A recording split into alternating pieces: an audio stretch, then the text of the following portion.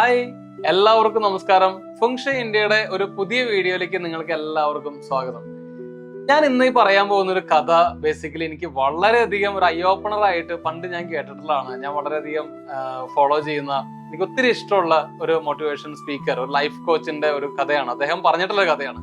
അതായത് ഒരു കൊടീശ്വരനായിട്ടുള്ള വ്യക്തി, കൊടീശ്വരനാകുകയാണ് അയാൾ. കുറെ നാളത്തെ അദ്ദേഹത്തിന്റെ എഫേർട്ട് കൊണ്ടും ബിസിനസ്സും ജോലിയും എല്ലാം വെച്ച് ഇങ്ങനെ കൂട്ടി വെച്ച് ഒരു സർട്ടൻ ഡേയില് ആളിങ്ങനെ എണ്ണി തിട്ടപ്പെടുത്തി കഴിഞ്ഞപ്പോൾ, അതായത് കുറച്ച് വർഷങ്ങൾക്ക് മുന്നേ ഉണ്ടോ, അത് മെറ്റീരിയൽസ് എന്താ പറയാ, പണം മെറ്റീരിയലായിട്ട് അയാളുടെ കയ്യിലുണ്ട്, ഇന്ന് ഡിജിറ്റൽ ആയിട്ടല്ല.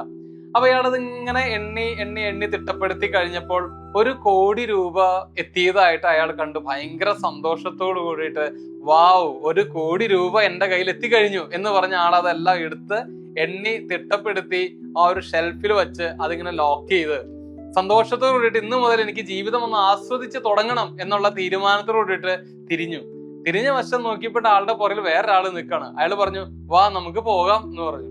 അപ്പൊ ഇയാള് പറഞ്ഞു, നിങ്ങളാരാ, നിങ്ങൾ എന്താ ഇവിടെ ചെയ്യണേ, നിങ്ങൾ ആരെങ്ങോട്ട് അകത്തേക്ക് കടത്തി വിട്ടെന്ന് വെച്ചു. അപ്പൊ ഇയാള് പറഞ്ഞു, എന്നെ അങ്ങനെ ആരും അകത്തേക്ക് കടത്തി വിടൊന്നും വേണ്ട, നിന്റെ സമയമായിട്ടുണ്ട്, നമുക്ക് പോവാന്ന് പറഞ്ഞു. അപ്പൊ ഇയാള് പറഞ്ഞു, സമയമായിരുന്നോ, നിങ്ങളെ ഞാൻ ഇവിടെ വിളിച്ചിട്ട് പോലും ഇല്ല പറഞ്ഞു. അപ്പൊ അയാൾ പറഞ്ഞു, മറ്റേ വന്ന ആള് പറഞ്ഞു, എന്നെ ഇവിടെ ആരും അങ്ങനെ വിളിക്കേണ്ട ആവശ്യമൊന്നുമില്ല, എന്റെ പരിപാടി അതല്ല, ഞാൻ വരും, ഞാൻ വിളിക്കും, ഞാൻ കൊണ്ടുപോകും, നിന്നെ വിളിക്കാനാണ് ഞാൻ വന്നിട്ടുള്ളത്, നമുക്ക് പോകാം എന്ന് പറഞ്ഞു. അപ്പൊ ഇയാള് പറഞ്ഞു, ഞാൻ അങ്ങനെ വരാൻ തയ്യാറൊന്നുമല്ല, ഞാൻ എവിടേക്ക് വരണം, നിങ്ങൾ ആരാന്ന് വെച്ചു. പറഞ്ഞു, മോനെ ഞാനാണ് കാലൻ, നിന്റെ സമയം കഴിഞ്ഞു, യുവർ ടൈം ഈസ് അപ്പ്, പരിപാടി നിർത്തിക്കോ, നമുക്ക് പോകാം എന്ന് പറയാണ്.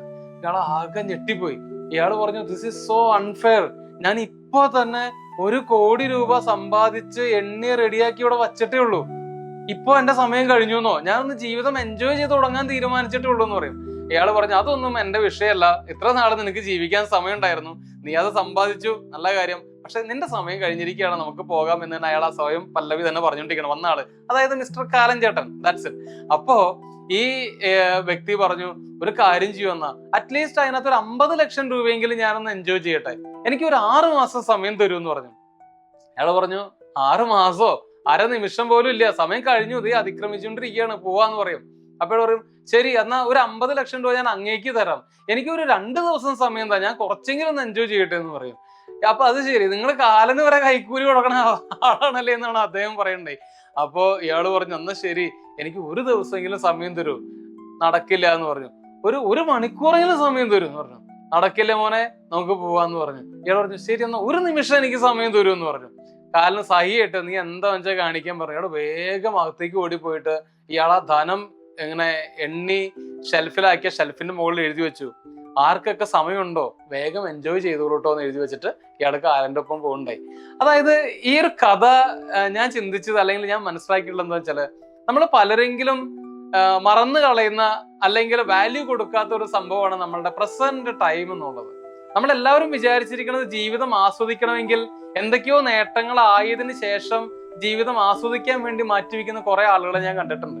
അതായത് മെറ്റീരിയലിസ്റ്റിക് സക്സസുകൾ മാത്രം എത്തിക്കഴിഞ്ഞാൽ മാത്രമാണ് നമുക്ക് ജീവിതം ആസ്വദിക്കാൻ പറ്റുള്ളൂ എന്നുള്ള ധാരണയില് അതിന്റെ പുറകെ ഓടി ജീവിതം ആസ്വദിക്കാൻ മറന്നു പോകുന്ന ഒരുപാട് ആളുകളെ ഞാൻ കണ്ടിട്ടുണ്ട്. ഇത് ഞാൻ പറയാനുള്ള വേറൊരു കാരണമുണ്ട്. കഴിഞ്ഞ ദിവസം എൻ്റെ ഒരു സുഹൃത്ത് വിളിച്ചു. അപ്പൊ ഇദ്ദേഹം ഇടയ്ക്ക് വിളിക്കാനും സംസാരിക്കാറുണ്ട്. അപ്പൊ ഇദ്ദേഹം എന്നെ കഴിഞ്ഞ ദിവസം വിളിച്ചിട്ട് പറഞ്ഞു, എന്തായി നിങ്ങളുടെ വണ്ടി മേടിക്കണ കാര്യം എന്ന് വെച്ചു. അപ്പൊ ഞാൻ പറഞ്ഞു, വണ്ടി ഒരു നോക്കണോടാ, നെക്സ്റ്റ് ഇയർ ആവുമ്പോഴേക്കും ഒരു വണ്ടി മാറ്റാനുള്ള ഒരു പ്ലാനിങ് ഉണ്ട്. മാറ്റല്ല, എനിക്ക് നിലവിലുള്ള വണ്ടി നിർത്തണം, വേറൊരു വണ്ടിയും കൂടെ എടുക്കണം എന്ന് പറഞ്ഞു. എത്ര രൂപയുടെ വണ്ടി മേടിക്കും എന്ന് പറഞ്ഞു. ഞാൻ പറഞ്ഞു, എന്റെ റിക്വയർമെന്റ് അനുസരിച്ച് അന്നേരം തോന്നുന്ന ഒരു ചെറിയൊരു ബജറ്റിലുള്ള, അല്ലാണ്ട് വലിയ വണ്ടി മേടിക്കാനുള്ള ഒരു താല്പര്യവും ഇല്ല, അതിനുള്ള ഒരു സാഹചര്യം ഇല്ല എന്ന് പറഞ്ഞു. അപ്പൊ അദ്ദേഹം പറഞ്ഞു, ബാക്കി എന്താ, വീടിന്റെ കാര്യങ്ങളൊക്കെ സെറ്റിൽ ആണ്, വീടൊക്കെ ഭംഗിയായിട്ട് പോകുന്നുണ്ട്, കുഴപ്പമൊന്നുമില്ല, എല്ലാം സുഖമാണ്, നിങ്ങൾ ഫിനാൻഷ്യലി സെറ്റിൽ ആയോ എന്ന് ചോദിക്കണം. ഞാൻ പറഞ്ഞു, ഓഫ് കോഴ്സ് ഫിനാൻഷ്യലി സെറ്റിൽ ആണ്, ഭയങ്കര ഹാപ്പിയാണ്. നീ എന്താ ഉദ്ദേശിച്ചത്, ഫിനാൻഷ്യലി സെറ്റിൽ ആയോ എന്ന് ഉദ്ദേശിച്ചത് എന്താന്ന് വെച്ചു.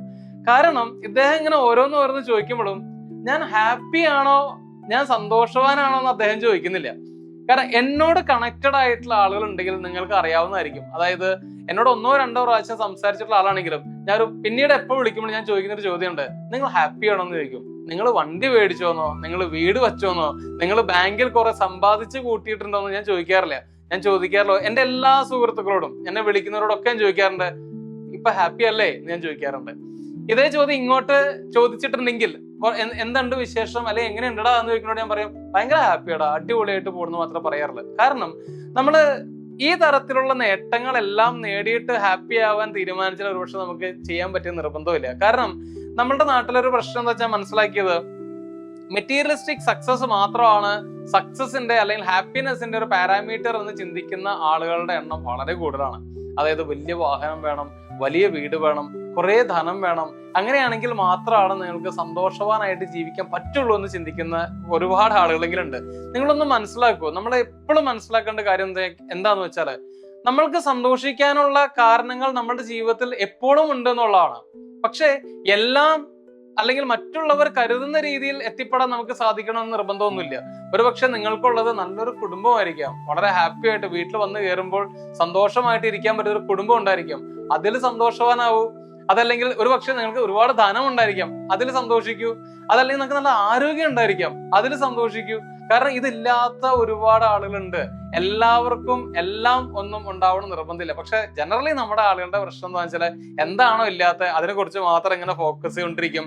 മറ്റുള്ളവർക്ക് എന്താണോ ഉള്ളത് അതും കൂടെ കിട്ടിയാലാണ് നമ്മൾ ഹാപ്പി ആകാൻ പറ്റുള്ളൂ, അല്ലെങ്കിൽ സന്തോഷിക്കാൻ പറ്റുള്ളൂ എന്നൊരു ചിന്തയിൽ ഇങ്ങനെ പോയിക്കൊണ്ടിരിക്കുന്നുണ്ട്. ഇവിടെ ഞാൻ പറയണത് എന്താ വെച്ചാല്, നമ്മൾക്കുള്ള ഓരോ മൊമെന്റിലും നിങ്ങൾക്കുള്ളത് എന്താണോ അത് മനസ്സിലാക്കി അത് ഫൈൻഡ് ഔട്ട് ചെയ്യുക, ലൈഫിൽ അത് തിരിച്ചറിഞ്ഞ് അത് സന്തോഷത്തോട് കൂടിയിട്ട് ആസ്വദിക്കാനായിട്ട് ശ്രമിക്കുക എന്നുള്ളതാണ്. കഴിഞ്ഞ ദിവസം ഒരു റീല് ഒരുപക്ഷെ നിങ്ങൾ കണ്ടു കാണും. അപ്പോ ഒരാൾ വന്നിട്ട് മറ്റൊരാളോട് ചോദിക്കുകയാണ്, ഞാൻ നിങ്ങൾക്ക് ഒരു 10 കോടി രൂപ തന്നാൽ നിങ്ങൾ എന്ത് പറയും എന്ന് വെച്ചു. മറ്റേയാൾ പറഞ്ഞു, ഞാൻ മേടിക്കും എന്ന് പറഞ്ഞു.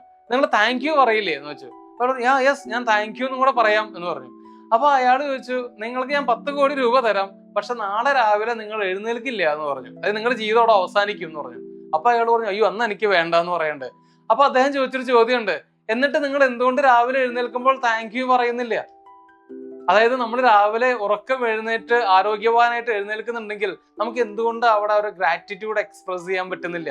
സന്തോഷത്തോട് കൂടിയിട്ട് 10 കോടിയേക്കാൾ വാല്യുബിൾ ആയിട്ടുള്ള ഒന്നാണ് നമ്മുടെ ജീവിതത്തിൽ സംഭവിച്ചത് എന്ന് മനസ്സിലാക്കിയിട്ട് നമുക്ക് എന്തുകൊണ്ട് താങ്ക് യു പറയാൻ പറ്റുന്നില്ല? ഇതാണ് ഗ്രാറ്റിറ്റ്യൂഡിന്റെ ഒരു ഇമ്പോർട്ടൻസ് വരുന്നത്. നമ്മൾ ഹോപ്പനോപ്പനിൽ പറയുന്ന ഐ ആം താങ്ക് യു എന്ന് പറയുന്നതിന് പ്രത്യേകിച്ച് റീസൺ ഒന്നും വേണ്ട. നമ്മൾ ചുമ്മാതെങ്കിലും ഇടയ്ക്ക് ഒരു ഐ താങ്ക് യു എന്ന് പറഞ്ഞുകൊണ്ടിരുന്നാൽ തന്നെ ഒത്തിരി കാര്യങ്ങൾ, ഒത്തിരി നന്മകൾ നമ്മുടെ ജീവിതത്തിൽ സംഭവിക്കും. ഒരുപാട് സന്തോഷങ്ങൾ, വെറുതെ സന്തോഷിക്കുന്നേ, be happy for no reason എന്ന് പറഞ്ഞിട്ടല്ലേ. അപ്പൊ അങ്ങനെ ഇന്നതൊക്കെ ഉണ്ടെങ്കിൽ മാത്രമാണ് സന്തോഷിക്കാൻ പറ്റൂ എന്നുള്ള ചിന്തയൊന്നും വേണ്ട. എല്ലാവരും സന്തോഷത്തോടെ ഇട്ടിരിക്കുക. എല്ലാവർക്കും നന്മ സംഭവിക്കട്ടെ. Thank you so much. നമ്മുടെ ചാനല് നിങ്ങൾ തുടർച്ചയായിട്ട് കാണുക. വീഡിയോസ് ഇഷ്ടപ്പെടുന്നുണ്ടെങ്കിൽ തീർച്ചയായിട്ടും നിങ്ങൾ നിങ്ങളുടെ സുഹൃത്തുക്കൾക്ക് ഷെയർ ചെയ്യുക, കമന്റ്സ് ചെയ്യുക, വീഡിയോ ലൈക്ക് ചെയ്യുക. Okay, thank you so much once again. എല്ലാവർക്കും നന്മ സംഭവിക്കട്ടെ.